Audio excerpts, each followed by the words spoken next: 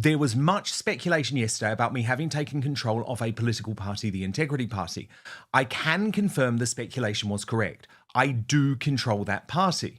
I was not going to make any comment on the speculation. There is much to be done to get it fully operational, including possibly renaming it. So Nigel Farage has cock a hoot today to receive lukewarm backing from the Sun newspaper, which shamefully just 9 months ago betrayed its millions of working class readers who I am very, very fond of from my time as executive editor at that paper, by endorsing in what I think was a disgusting decision, Slippery Starmer's communist Labour. So in County Durham today, Nigel declared that Reform UK is now coming for the ruling party in the Red Wall. 10 months in, I announced today, perhaps for the first time publicly, that Reform are parking their tanks on the lawns of the Red Wall. Today's the first day I've said that, but I absolutely mean it, and we're here to stay. And the evidence is that people who are switching to us, this is not a short-term protest. They actually believe in us. They can see that we represent those values of family, community, country. They can see that we're patriotic. They can see we want to put the interests of British people above absolutely anybody else. So those voters are here and they are going to stay.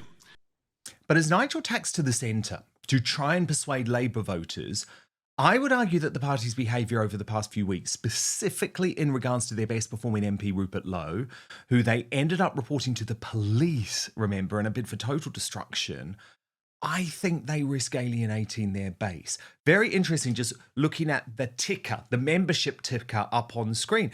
It was going up thousands a week just a few weeks ago. And now it's going up incredibly slowly. And that was summed up to me today by this post on X from a guy called Lewis Ashdown. And I just happened to see this on my feed. He said, I got my Reform membership card the other day. Here's what I've done with it. It turns out Lewis is in Great Yarmouth and he has now rejoined the Conservative Party. But many people won't do that. And those people feel politically homeless after Nigel backed away from mass deportations. And the big question today is whether Reform's former deputy Ben Habib could be about to fill the void. So in the past few hours, Nigel's arch-rival has confirmed he has taken over control of the Integrity Party, which he intends to turn into a new Conservative vehicle. Now, Ben will be here on Outspoken tomorrow, which I'm very much looking forward to, but he posted on X, there was much speculation yesterday about me having taken control of a political party, the Integrity Party. I can confirm the speculation was correct. I do control that party. I was not going to make any comment on the speculation. There is much to be done to get it fully operational, including possibly renaming it. However, I have been bowled over by the support the party and I received yesterday. We gained over 200 members and raised £6,000 without me even saying a word. I am therefore compelled to thank you all for your support and encouragement. Thank you. I will not be making any further public comment on the party until it is much more advanced, but I can assure you it will stand without fear or favour for a proud, sovereign, independent and prosperous United Kingdom in all its parts and for all its people. Please watch this space. And Reform's former London mayoral candidate Howard Cox, who you will probably remember was forced out by Farage over his support of Tommy Robinson very recently, he's been the first high-profile figure to back Habib's new party. So when Will Moore posted on X, finally a party for the people in Britain, now come on Rupert, announce you are joining with Ben, it's exactly what we need, Howard Cox replied unprompted, I have joined. Now yesterday, in this bombshell interview right here on Outspoken, Rupert Lowe confirmed he was keeping his options open. Watch. But until my name is cleared, I think all options are open. I know that Ben has now done what he's done with the Integrity Party. I'm not part of that at the moment. I do talk to Ben. I admire him greatly. I think he's extremely clever. I think he was treated very badly by Tice, Farage and Reform. He did an awful lot to keep Reform going when Nigel Farage left the field to make money. And Richard Tice was running the party, or arguably co-running it with his girlfriend Isabel Oakeshott. We all did a lot to keep the party going, and I think I can't make any decisions until my name is cleared. But in further evidence the right in the UK is bitterly divided on the best path forward, Ben Habib's Integrity Party has already attracted visceral criticism from two former allies. So I'm presenting all sides of this argument. Let me show you. Ex-Brexit Party MEP Alex Phillips wrote, "So Ben Habib has decided he can establish, grow and run a new political party. Let's see how that goes, shall we? And after all his slurs against Nigel, he's the sole director. Ironically, it's also named the Integrity Party. I didn't see much grace and integrity in his bitter diatribes on X that showed an absurd lack of self-awareness. It took Nigel Farage and a dedicated team decades of hard work and sacrifice to gain a political foothold, then is about to find out what realpolitik looks like. Enjoy splashing in the beginner's pool with all the other funnies. How many are there now? Heritage, Reclaim, UKIP 2.0, that other one I can't even remember the name of. Setting up an alternative right-wing party is the new businessman's weekend hobby. They should stick to golf or tinkering with old cars." So Alex ain't holding back there. And Reclaim leader Lawrence Fox, he has said that he's currently backing the Conservatives after Habib apparently told him Tommy Robinson would not be welcome in the Integrity Party. So this is what Lawrence said. "I really admire Ben Habib as a human being. He is a man of integrity, dedication and commitment to the betterment of the United Kingdom. I can also understand why he wants to start a new political party given how unbelievably dire Reform UK are. Nowadays, I apply the Tommy Robinson test to everyone, especially if they want something. The test is very simple. Will you include Tommy in the party? I asked Ben Habib this on the phone 10 days ago. The answer was no. The last thing we need is Reform Mark II. The original version is bad enough. We need a big tent where everyone is welcome." Although I should say the current Integrity leader, Richard J. Shaw, did respond to Lawrence Fox on that, saying that Tommy Robinson is a political prisoner. He pled guilty to contempt of court, a civil offence. He should not be in prison, let alone spending 18 months in solitary. In regards to him joining Integrity, Tommy is a citizen journalist, not a politician. However, if he wants to join the party and participate in helping us make this country better, he is more than welcome. Meanwhile, and there's so much going on this today, the Great British PAC has now confirmed that Ben Habib remains its chairman, but the PAC says it intends to work with parties from across the full spectrum of the British right, including the Conservatives, Reform UK, UKIP, TUV, Heritage and Reclaim. Now, as for me and Outspoken, I'm completely transparent about this. And I understand some of you are disappointed in my approach. But we are 4 years until the next general election, and I am not a propagandist for any political party, including Reform. But I will cover all great people on the right fairly. So at the moment, my priority is shifting the Overton window on a whole host of issues, especially free speech, the threat of Islam and mass deportations. But I will not stay silent when someone on the right is subjected to lawfare and cancellation. I know what that's like, especially from their own side, which is why I am still stunned by the takedown of Rupert Lowe, especially just before the local elections. To respond now, let me bring in Liam Halligan of the independent Substack and YouTube channel When the Facts Change. But first, I never recommend anything unless I truly believe in it, and today I've got something that is really game-changing for you. Have you ever stopped to think about how crucial comfort is, especially down there? Well, let me tell you, today's Outspoken is proudly sponsored by Sheath Underwear, the revolutionary brand shaking up men's comfort across the globe. And here's what makes it even better. Sheath was founded by a US Army veteran, Robert Patton, while he was serving in Iraq back in 2007. So that's right, this isn't just any underwear brand. It was designed for the toughest conditions imaginable. Patton was battling relentless heat and discomfort in full combat gear, and he thought there has to be a better way. So he created it.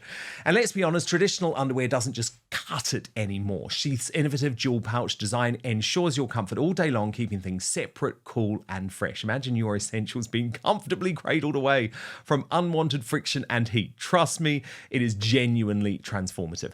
Now, I've personally tested Sheath. I wear them at the gym, on long days at work, even just relaxing at home. I'm telling you, once you've experienced Sheath, there is simply no turning back. These underwear are stylish, they're supported, and they're really set up to deliver unmatched comfort. I guess I describe it when I'm talking to my mates like upgrading from economy to first class, but for your underwear. And right now I'm offering you an exclusive 20% discount at www.sheath.com. Sheath is spelled Sheath. So yes, that's 20% off your entire order when you use my special promo code Outspoken at checkout. So what are you waiting for? Sheath is the perfect present, by the way, if you're looking for your husband, your boyfriend, your son, your brother, your hard to buy for best mate. But here's the thing, ladies. On the website, you will see, look at that. There are female versions available too, so you can also buy for yourself. I should tell you as well, and you can see some of them in action here, Sheath, the first official underwear of the UFC. So click the link below or visit sheath.com, enter Outspoken at checkout. Make sure you remember to do that for your 20% discount. And then you can thank me later when you're feeling comfortable, confident, and ready to tackle anything your day throws at you. Sheath underwear, redefining comfort one pair at a time. But now, back to the show. Liam, of course, my former colleague at GB News, also the co-host of the brilliant Planet Normal podcast with the Daily Telegraph, and our very good friend Alison Pearson, and business columnist in the Sunday Telegraph. So, Liam, look, we're going to come to so much GB News, your new project, the economy, in just a moment. But first, I want your political opinion on this split on the right. So we have Kemi Badenoch trying to rebuild the Conservatives with Robert Jenrick. We have Nigel Farage and Richard Tice pushing hard with Reform UK. But what do you make of this new vehicle, the Integrity Party, being set up by Ben Habib, who, let's be honest, is a guy who has his own following? He does indeed. I think Ben Habib's a very impressive character. And I think there's a lot of sense across politics that he's been given a bit of a raw deal by Reform, by Nigel Farage. And I think there's a sense across politics that the same applies to Rupert Lowe. My general view about these things, though, is even though political pundits, obsessives like us, Dan, with respect, we know all about these this warfare on the right. But I think for the general public, the Reform Party, even though Rupert Lowe in particular has got a big following on Twitter, or X as we must now call it, Twitter and X, they're not really the real world. For the vast majority of people in this country, the Reform Party is Nigel Farage, or there's Nigel Farage, and what party is he in now? Oh yeah, he's in Reform. I don't think that's to underestimate the importance of the debate on the right, which you cover so well. It is really important, not least because you talked about the Overton window there. I think the whole Overton window of British politics is shifting, has already shifted a long way, just in the last 12 to 18 months. I think for a lot of, and this is going to bring me on to the Conservatives more generally and Kemi Badenoch, for a lot of Conservative MPs, they think the Overton window of British politics is somewhere between, Ed Davey and Kemi Badenoch. But for a lot of the British public now, particularly in the Red Wall, and how interesting Nigel's recent statements on that, and indeed this poll in The Sun, which I'm sure we're going to come on to, for a lot of the public, the Overton window, the sort of centre ground of British politics is, believe it or not, it's not between Ed Davey and Kemi Badenoch. It's between Kemi Badenoch and Nigel Farage. Yeah.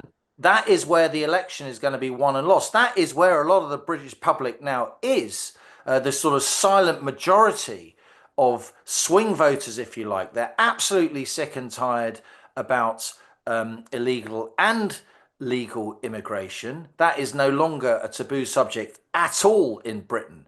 Everyone is talking about it, or just a few people are trying very hard not to talk about it. Same on net zero. I think the Overton window on net zero has shifted literally in the last few weeks.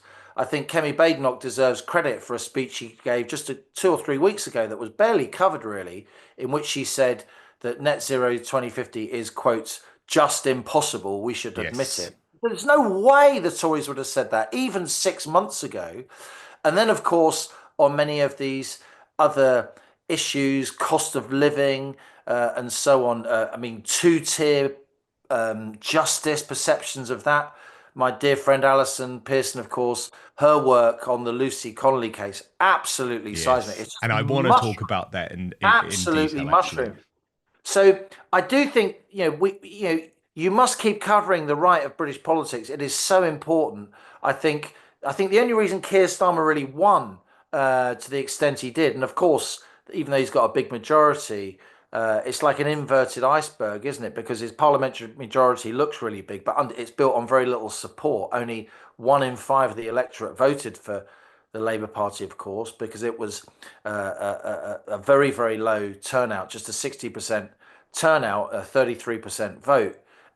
So I think the Labour Party doesn't have that much support. I think the only reason Starmer won is because post-COVID, everybody was just getting rid of the incumbents, and the Tories were the incumbents, though they had their own problems. Yeah, and they led us down in so many ways, didn't they? I mean, what interests me, Liam, is when you look at where the Tories are going, and I would give a lot of credit to Robert Jenrick specifically on this, I almost wonder if you think that they are going to be able to outflank reform on the right as reform tax to the centre. Like, for example, when I think about Robert Jenrick talking about the Islamic gangs that are taking over our prisons, when I think about his rhetoric on mass deportations, for example, that almost seems further to the right now than what Nigel is presenting. I think what has to happen in the Tory party is this. I think Kemi's instincts are good. I think she's not so good at really expressing those instincts and shooting from the hip in public. I think she's being too cautious in many senses. I think what she's trying to do, and I totally understand why she's trying to do it, is she's trying to stop her own parliamentary party from erupting into disunity. The thing is, because though, of all those Lib Dems, all a of lot those of her parliamentary party- non-Tories who should just go and join the Lib Dems. a lot of her parliamentary party, as you're suggesting now, they just beat the Lib Dems in the southeast, by 500 votes, and they think they need to tack and be more Lib Dem in order to beat the Lib Dems again. We've been through peak Lib Dem, right? The Lib Dems got 70 odd seats on 11% of the vote. They're not going to get 70 seats next time, nowhere near, because of that massive Overton window shift. So if you're a Tory and you survived in a fight against the Lib Dems, close fight with the Lib Dems against the last election, you're going to keep your seat regardless, it seems to me, unless you're outdone by reform from the right.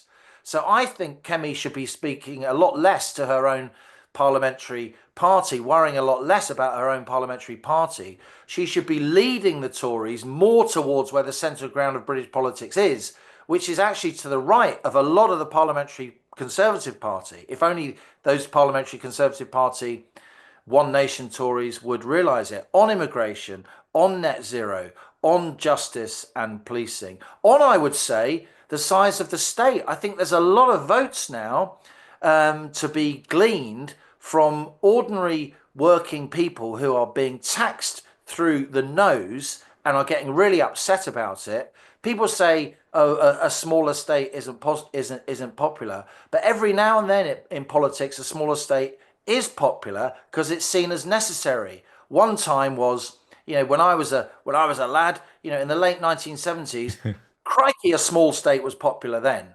After the global financial crisis in 2010, a small state was popular. It wasn't that everybody was screaming for it, give it to us now, but they knew it was necessary. Grown-ups needed to come into the room and actually grab hold of the national accounts and the public finances and put them back on an even footing.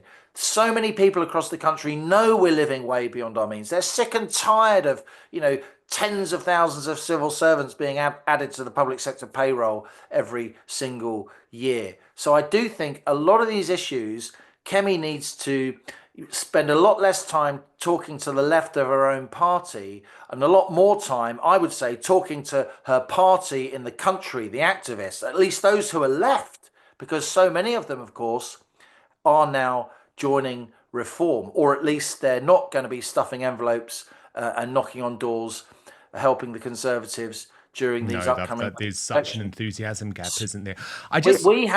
Go on, after you, Dan. Well, I was just going to say, I want to show you just a little bit of Rupert Lowe's criticism of Nigel Farage yesterday. Now, I think you agree that the treatment of Rupert Lowe was terrible, but you also know Nigel Farage very well. And I just wonder if you agree with this claim from Rupert Lowe that Nigel really only cares about money. So let's just watch this together, Liam, and then I'll get you to react off the back. I mean, look, he is very much driven by money. I think he's driven by power. I think he's driven by influence.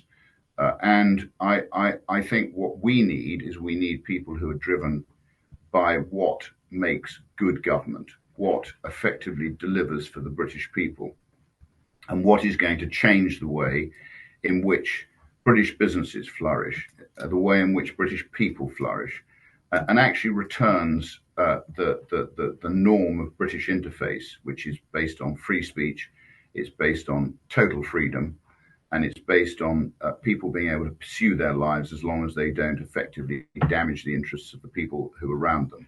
So I think Nigel's increasingly, in my view, in it for himself, and that's become abundantly clear to me. And so does Nigel care too much about money and himself, is the question there. Now, I don't know what's gone on between Nigel Farage and Rupert Lowe. I'm far from a Reform Party insider or really an insider of any political party. I've got people I know very well across all the main parties, Dan, as you well know. So I don't know what Rupert Lowe is guilty of, if indeed he's guilty of anything. In terms of his talk, what he said about Nigel's character when it comes to money, that's not really how I see Nigel's character. Nigel Farage could have made, millions and millions of pounds throughout his life. He's a very adept trader. He's financially, probably the most financially literate senior politician I've ever met. If I'm honest, you want to talk to him about shares, commodities, currencies. I mean, he really knows what he's talking about more than pretty much anyone I've ever met in politics. And I know a lot of people in politics who say they know lots about these things, but they don't.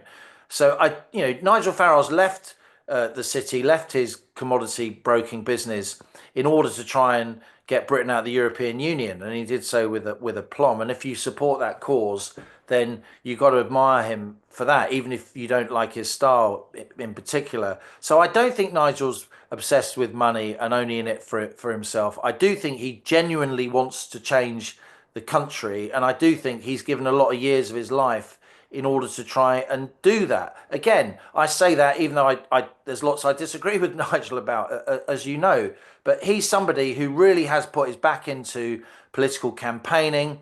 For the most part, certainly on the surface, I don't think there are many people who are better at dealing with people in debates, like public debates on the radio and television and so on, when they're really insulting, personally criticising him. He rarely loses his cool. I'm not saying he's always like that behind the scenes, and I'm not naive about the nastiness of politics behind the scenes, the backbiting, the black arts, the arm twisting, the character smearing, and all the rest of it. Is that what's been going on with Rupert Lowe and Nigel Farage? I don't know, and I genuinely don't know. But I don't think it's right to say that Nigel Farage, whatever criticisms you may want to throw at him, I wouldn't say he's, all about money. He spent decades of his life foregoing massive money-making opportunities in order to campaign when it comes to politics. And, Rupert Lowe's an extremely wealthy man. And, hats off to him, chapeau. I don't begrudge him that for one moment. By all accounts, he's a very skilled businessman and investor. Good for him. Nigel, in contrast, he's got a family and he spent many decades not making money when he could have made money. He's been on the front line of British politics, plugging away, since the early 1990s, since the time when UKIP was run by Alan Sked. And you've got to be a real nerd to know what I'm talking about then, when I say that. So I don't think that's entirely fair by Rupert, though I can't assess how justified he is in being bitter when he makes that personal attack, because I just don't know what's been going on between those two behind the scenes, or what Rupert's meant to be guilty of, if indeed he's guilty of anything. Thank you so much for watching Dan Wootton Outspoken. Please click on my face just to the bottom left to subscribe to this brand new independent news source and turn on the notification bell so you'll be alerted to our brand new live shows, uncancelled interviews and special royal episodes. Outspoken is also now available as a podcast, so you can listen to the show every weekday on the go, wherever you are.